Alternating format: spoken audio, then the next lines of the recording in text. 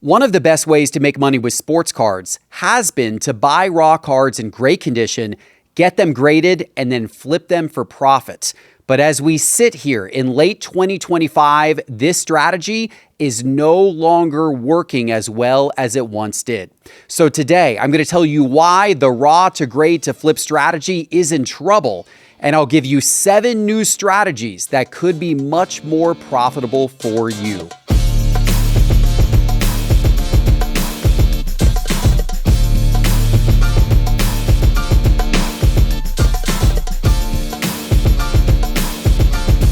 The Geoff Wilson Show is brought to you by Arena Club, the official home of slab packs. Now available every day, slab packs offer an exciting way to collect graded cards with confidence.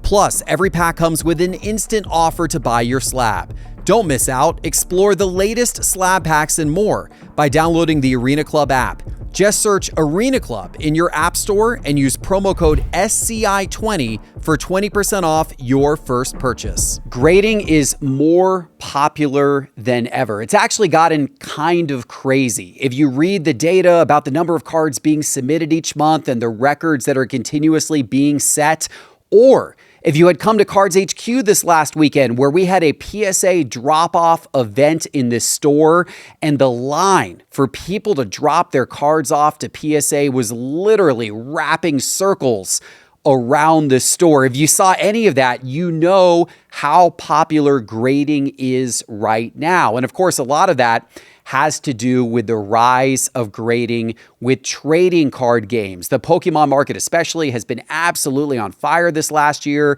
and tons of Pokemon cards are getting submitted every single day to PSA for grading. Meanwhile, the sports card market, it's remained relatively steady, but it's the Pokemon market that's really pushed PSA to new levels. And of course, PSA has that partnership with GameStop now. That's driven a lot more cards to be submitted for grading. They're doing more and more drop-off events with stores like ours here at Cards HQ.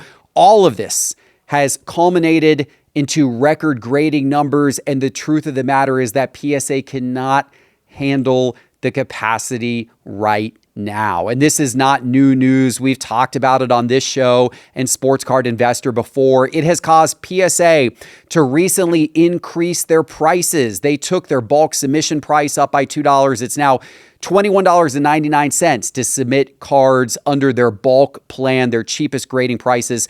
They've also increased their turnaround times.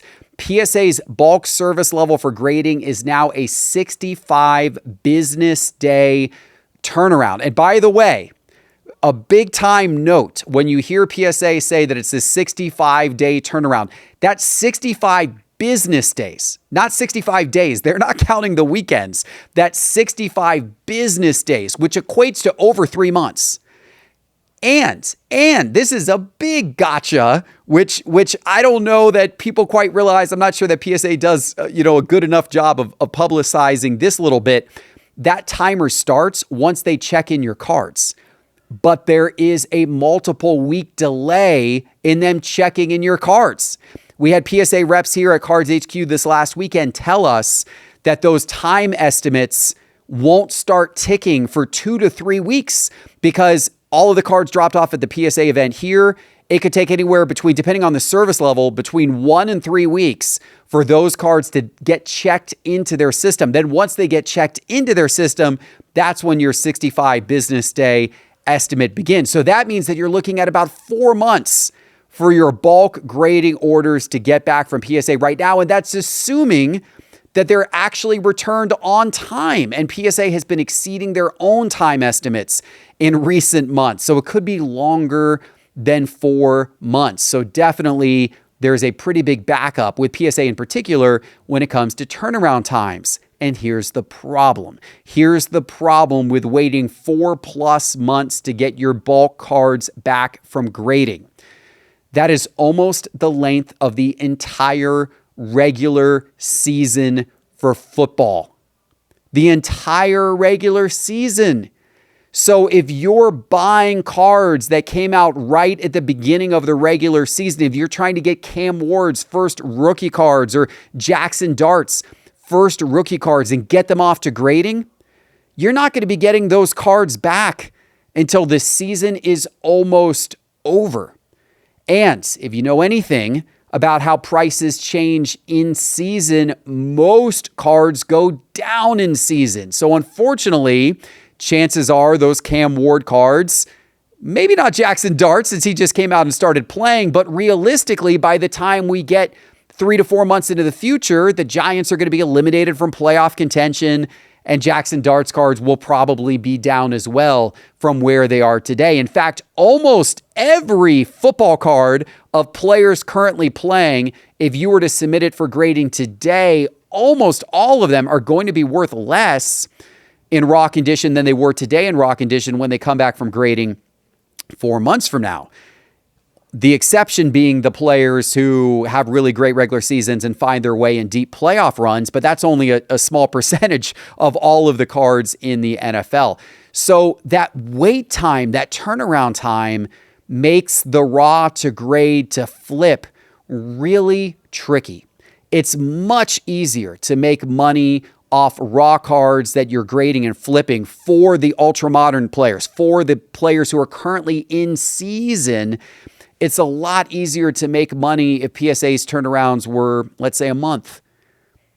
You don't have to wait as long. There's less volatility in the market during that period, but a 4+ month wait, that is forever when it comes to ultra-modern cards in this quickly changing sports card market. 2025 Donruss just came out, right? You've got the Donruss Downtowns, which have just started hitting the market. So that's a great example. Those are cards that ordinarily you would want to send right off for grading. But if you're getting Donruss Downtowns of some of the 2025 rookies and sending them off for grading right now and getting them back once the season's over, that could very well be a losing proposition for you. Even if you get PSA 10s on some of them, it still could end up as a losing proposition because don't forget that whenever any new set releases, when the first Donruss Downtowns hit the market, they're selling for their absolute peak prices. And in fact, the price of cards after a new set has hit the market quickly fall within the first month of that set being on the market most often. So if you scooped up some of those early downtowns, some of the first downtown sales and sent them right off to PSA, those cards are probably going to go down and down in raw value over the next month or two. By the time you get them back from PSA, even if you get a PSA 10, it may not be worth much more than what you paid for the card raw, just because of that time that you had to wait for it to be off at grading. So this is a big challenge right now for the raw to grade to flip strategy. And look, I hope PSA can get their turnaround times a lot better. I had Ryan Hogue, the president of PSA, here in this studio, it was probably about a year ago, when he said that it was PSA's ultimate goal to get their turnaround time for all of their service levels, including their bulk level, to 30 days or less. But we are so far away from that now. And in fact, since I had that conversation with Ryan, it's gone in the opposite direction. Turnaround times have slowed down. They've not gotten faster. They've slowed down since I had that conversation with him. And look, I understand why.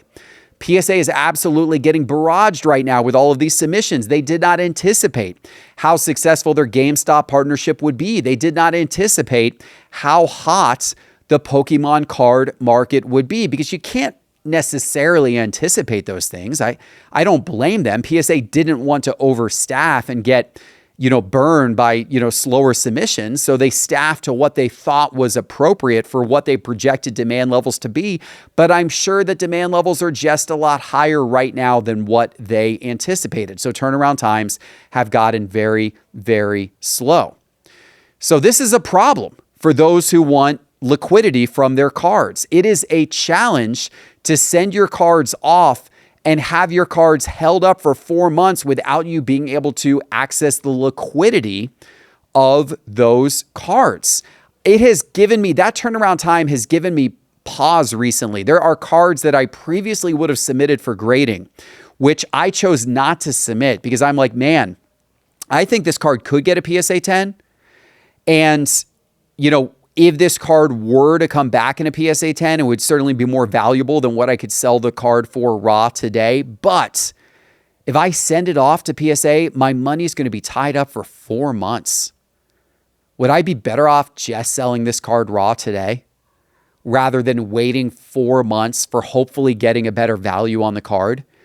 Because of the liquidity makes a big difference. Like the time value of money makes a big difference. I could potentially sell that card in raw condition, take that money, go buy another card, flip it, take that money, go buy another card, flip it. I could maybe flip 10 or 12 times, making a little bit of money on each transaction versus waiting for that card to come back from grading 4 months later. That's a tough proposition. It's also tough that PSA 9s for most ultra modern cards, sports cards specifically, are still right now worth only generally what the card's worth in raw condition. And that's the truth for most lower end ultra modern cards. PSA 9s are no more valuable than raw in most cases. So that doesn't help you either. Like if you send off for grading, you got to be getting those 10s back. If you're getting 9s back, then you really messed yourself up. You tied your capital up for 4 months waiting for a card to come back that's market value is no better than the raw market value that you paid for that card originally. And maybe the market value is a lot worse because maybe that player's market slipped back in that 4-month period of time. That is a tough proposition. And by the way, other grading companies haven't really stepped up to the plate in terms of being able to get their market values, raised to the point where they're even worth considering. Beckett continues to have operational challenges, and their market value, for a Beckett 9.5 is nowhere near a PSA 10. Now, Beckett does have the advantage if you're lucky enough to get a black label, you get a nice premium or a pristine 10, but I don't like playing those odds. The odds of getting black labels, some people like to play that game with Beckett. I don't like playing that game because the odds of getting black labels are pretty slim.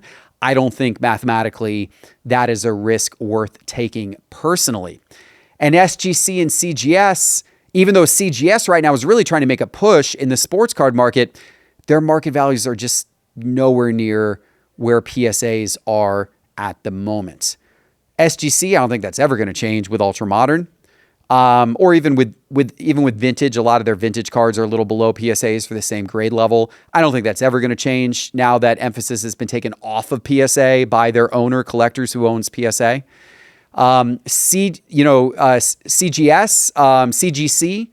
CGC, maybe they've got a opportunity in the future to push their market values up higher. They certainly seem to be putting a lot of effort into expanding their sports card grading operations right now. But at the moment, the market values aren't there. So we're in a tough position, right?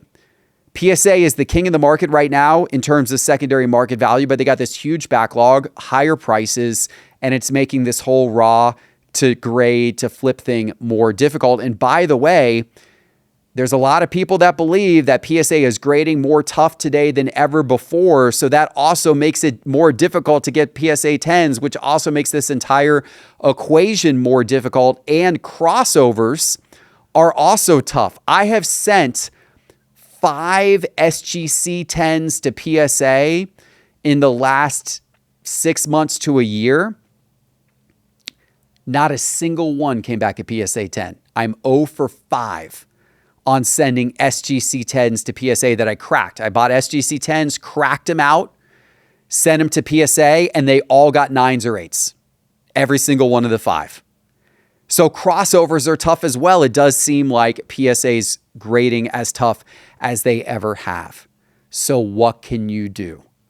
What are the strategies that you can actually apply to this theory? Because the raw to grade to flip theory, it's still a good idea. But your old way of doing it, of trying to do it with rookie quarterbacks and, baseball rookies and prospects and basketball rookies, that's not going to be as effective today as it has been in the past. So what can you do? Well, I got 7 ideas of ways that you can approach this general idea, but probably have better success. So idea number 1, tip number 1 is to buy less volatile cards and focus on long-term scarcity and demand when determining what to buy raw to grade. So part of this is look to buy veterans.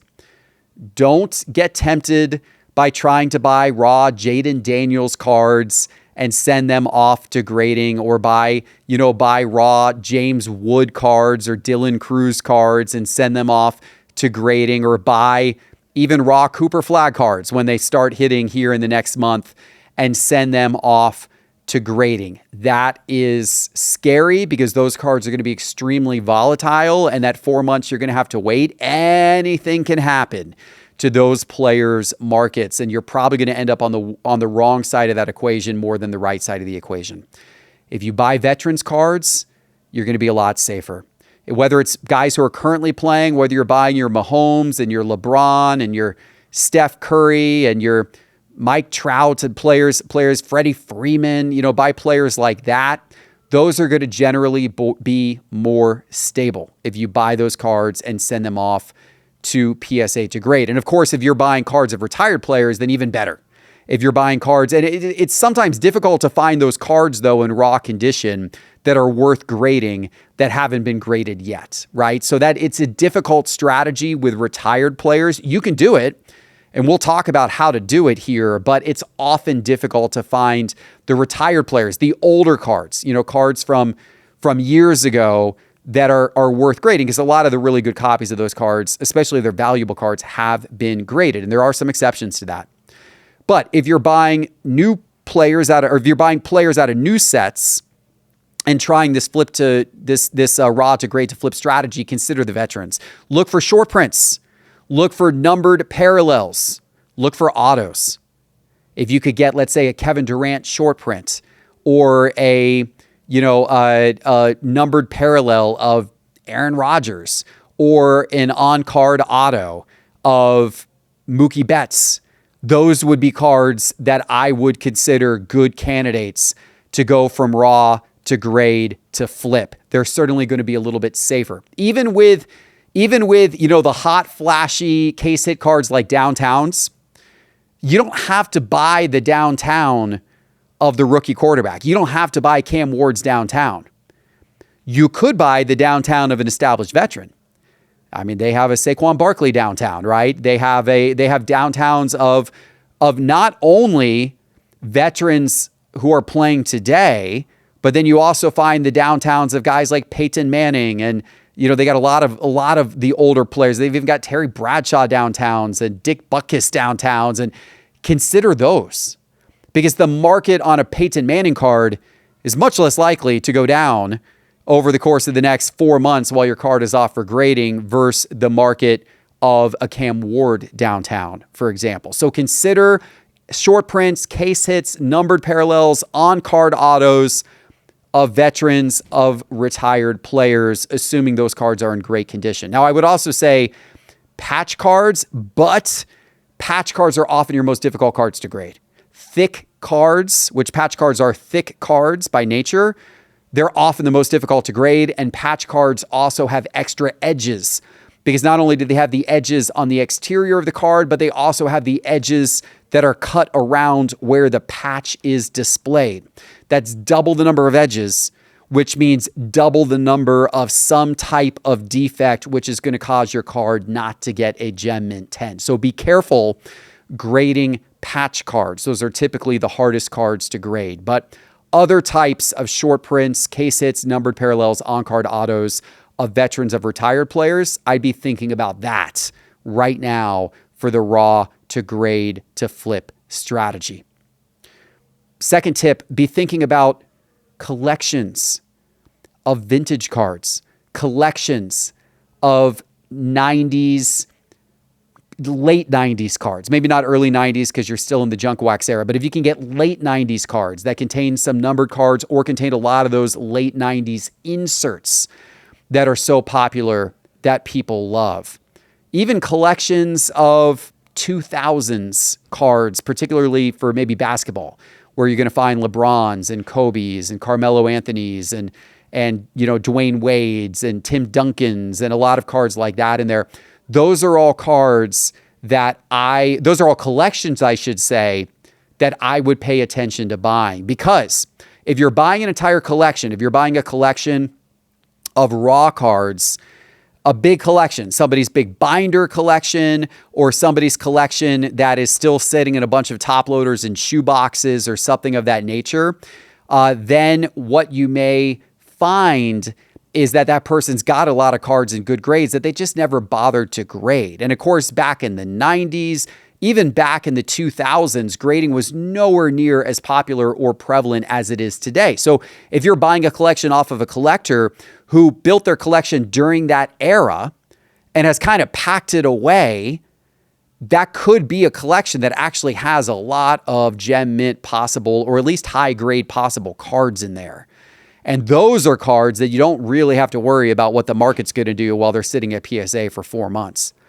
Same with vintage collections. Like if you can find somebody who's got a big collection of cards from the 50s or 60s or 70s, and they've got them pretty well protected binders or top loaders, and they've had this collection for a long time, there may be a lot of cards in there that are worth grading. And of course, for vintage, for your bigger players, even lower grade cards are often worth grading. You can get your value back out of them for Hall of Fame type players. So buying collections right now is a strategy I would recommend if you want to continue to employ a raw to grade to flip strategy. But don't buy collections of people who have ripped a bunch of 2024 product or 2025 product. Buy collections of people who are sitting on a lot of 1990s, 2000s, or vintage cards. That's where you want to pay attention, right?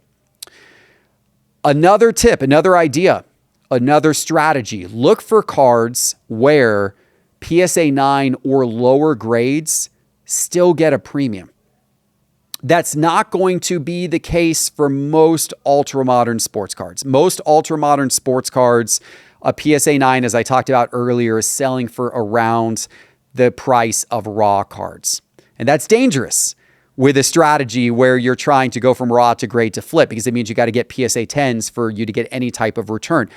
But that's not always the case with older cards. With older cards, you can often find a premium for a PSA 9 over a raw when you're talking about some of those 90s cards, when you're talking about even some cards from the 2000s, and especially when you're talking about vintage cards.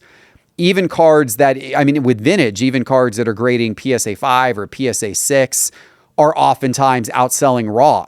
For certain cards, even cards that are grading, PSA 3 are significantly outselling raw if you're talking about, real cream of the crop vintage cards. So you can grade a lot of vintage in lower grade and make your money back. And with cards from like the 90s, from the 2000s, there are plenty of examples where PSA 9s are outselling raw. So you're going to want to use an app like Market Movers. Obviously, I'm a big proponent of Market Movers here at Sports Card Investor, and it will give you quick and easy comparisons. Raw price versus PSA 9 price versus PSA 10 price. You can look at PSA 8, which in some cases, PSA 8 is going to be more valuable than raw. If you're looking at things like LeBron James rookies or Kobe Bryant rookies or that type of thing, even PSA 8 is worth it in many cases to get graded. So that can help a little bit. Also, Pokemon. There are a lot of Pokemon cards, even some from recent years, where the PSA 9 sells for more than raw. And it's worth grading. If you get a raw card and you're like, well, I'm kind of on the fence on grading this one because I see some tiny, tiny defects that will probably prevent it from getting a PSA 10. With a lot of Pokemon cards, it's still worth sending. Even if it comes back at PSA 9, you're at least going to get your grading fee back, if not better. And so really pay attention to market data, really understand the market at PSA 9 versus PSA 10 for whatever cards you're considering grading. And there is some opportunity there to grade, even if it's lower value cards. Okay, another tip, screen your cards ruthlessly. It is more important to do this than ever before, particularly if you're dealing with cards where getting a PSA 10 is critical because getting a PSA 9 back won't have covered the grading cost. You need to be better than ever before at judging the condition of your card before you submit it off for grading. You need to get really good at it. You need to get the right tools. You need to get a lighted magnifying glass or kind of magnifying table where you can put the card underneath it, like a kind of a magnifying screen where you can put the card underneath it and see what it looks like under magnification with light. You can find these on Amazon. They're not expensive, $20, for a lighted magnifying glass. You need to get a strong halogen light where you can turn the card left and right underneath the light, or the magnifying glass may have strong enough light where you can turn the card back and forth and see if there are any surface issues. Look for surface scratches, surface dimples. That's the number one thing people miss when they're submitting cards off for grading. A lot of chromium finished cards these days have surface scratches on the card. Be careful with that. Be careful with surface. You got to find those surface scratches, right? Obviously, centering, edges, corners. Look at the front and the back of the card. Sometimes corner issues, edge issues are more visible on the back of the card than they are in the front of the card. You got to look at all those things. Get really good at screening cards if you're trying to make a profit with a raw to grade to flip strategy. It's more important now than ever before. Okay, my next strategy, pay a lot of attention to the value threshold. So this means that because prices have gone up, it's less profitable to grade lower dollar raw cards. You have to be more careful and precise than ever before in grading raw cards. And I talked about this during a recent show, during our show last week here on the Geoff Wilson Show channel. In general, now, I generally don't think it's worth grading most raw cards that are worth under $50 in raw condition. As a general rule of thumb, I would not grade most raw cards that are worth under $50 in raw condition. If a card is worth between $50 and $100 in raw condition, it's kind of in an area where maybe it's worth it, but you really have to be sure that that card has a good shot at a PSA 10. If the card's over $100 in raw condition, then it's almost assuredly worth sending for grading if you feel like the card has at least a 50% chance of getting a PSA 10. Now, of course, these examples I'm giving are related to ultra modern cards from the last number of years, right? As I talked about earlier, it's different with certain cards from the 2000s, the 90s, the 80s, vintage. In some of those cases, it's worth sending cards even if you don't think they've got a perfect shot at a PSA 10. But for ultra modern cards, really pay attention to the raw value and make a decision as to whether it's actually going to be worth it, whether that PSA 10 upside is big enough to take the risk and to keep your money held up for 4 months in, PSA's grading process. Okay, one more tip and strategy for you, a little bit of a sneaky tip that I'm going to end with here. This is maybe more of a niche tip. I kind of two sneaky tips, actually. I got two more tips for you. Two more sneaky tips that I'm going to end with here. One is, as you know, I'm a big collector of vintage on-card autographs. I love the old cards, the old rookie cards from the 50s and the 60s, where players have actually signed, or even before, the 1930s, the 1940s, where players have signed the card on card. Even some from the 70s I like to buy, the 80s. Before autographs became actually, prevalent from the manufacturers, right? The manufacturers did not start putting autograph cards in packs until the 1990s.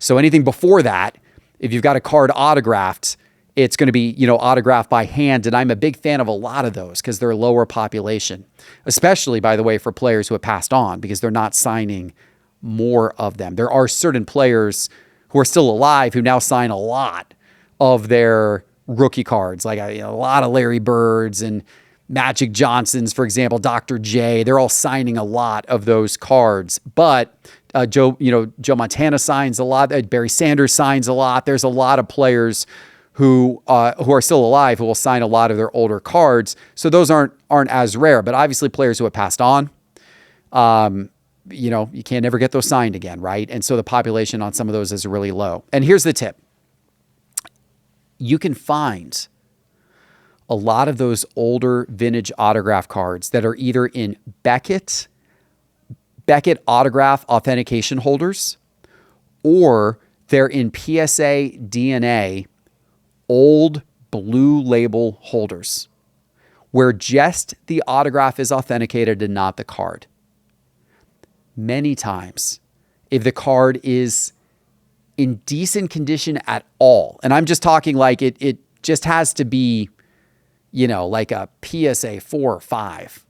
If the card's in decent condition at all, a lot of times you can send that card to PSA on a crossover and ask for them to dual grade it. And with PSA actually authenticating the card and putting a number grade on the card and a number grade on the autograph, oftentimes it will become worth more than whatever you paid for it when it was just in a Beckett authentication autograph holder, or when it was just in the PSA old blue flip. There's some arbitrage opportunity there. I've done it myself. I've seen it play out where I bought blue label old PSA DNA, or I bought Beckett autograph authentication holders, have sent them to PSA, got in the dual grade, and the card has become a lot more valuable as a result.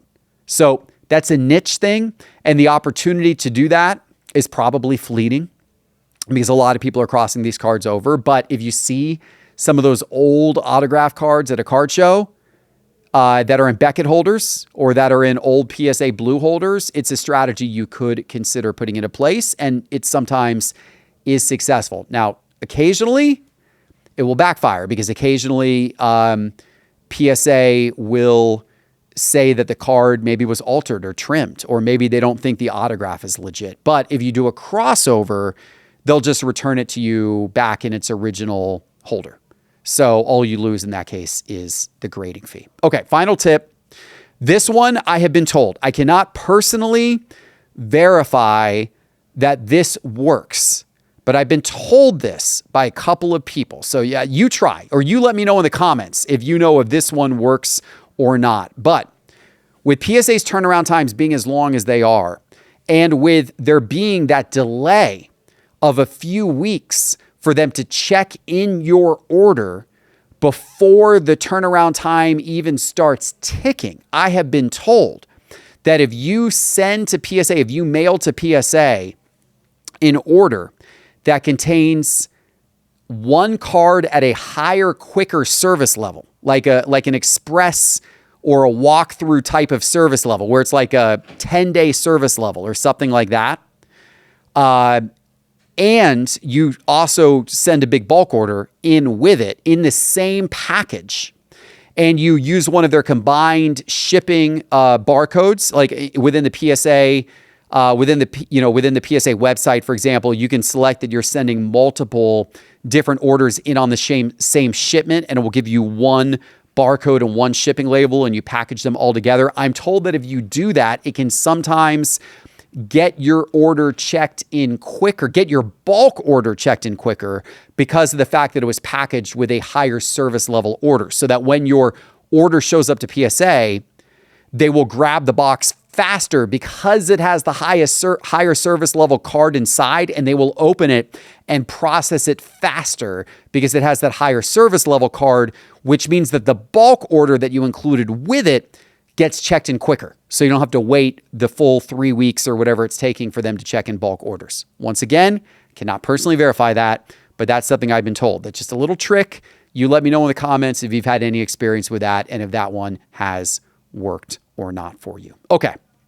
Those are some of my tips and tricks on how you can still approach going from raw to grade to flip and be more successful at it going forward in this era where PSA's prices are high and turnaround times are slow, but PSA continues to be the king of grading. What other tips do you have? If you have any, let me know in the comments below. And don't forget, these full-length episodes of The Geoff Wilson Show are on Spotify, are on Apple Podcasts. They weren't posting there for a little while, but we fixed that issue. So go subscribe there, as well as The Geoff Wilson Show on YouTube as well. Thank you for watching. I'll see you soon with our next one. Take care.